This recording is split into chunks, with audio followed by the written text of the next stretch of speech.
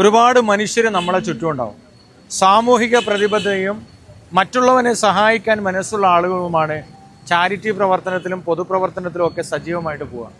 പ്രിയപ്പെട്ട ഷൈജുവിന് വേണ്ടി ഒരു നാട് ഒരുമിച്ച് നിൽക്കുമ്പോൾ ഗോഡ് വിഷൻ ചാരിറ്റി ഫൗണ്ടേഷൻ്റെ പ്രിയപ്പെട്ട ആളുകളാണ് നമ്മുടെ മുമ്പിലേ വന്നിട്ടുള്ളത്. അവർക്ക് വേണമെങ്കിൽ 10-500 ഗൂഗിൾ പേ ചെയ്യാമായിരുന്നു. അവരുടെ ഉത്തരവാദിത്വം നിറവേറ്റാമായിരുന്നു.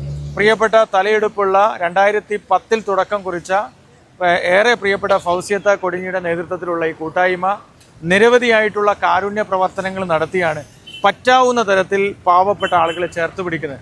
തൊഴിൽ ലഭ്യമാക്കി, സ്ത്രീ സുരക്ഷ ഒക്കെ ലഭ്യമാക്കിക്കൊണ്ട് വേദനിക്കുന്നവർക്ക് താങ്ങായി തണലായിക്കൊണ്ടാണ് വർഷങ്ങളുടെ പാരമ്പര്യവുമായി ഫൗസിയത്തയുടെ നേതൃത്വത്തിൽ ഗോഡ് വിഷൻ ചാരിറ്റി ഫൗണ്ടേഷൻ മുന്നോട്ട് പോകുന്നത്.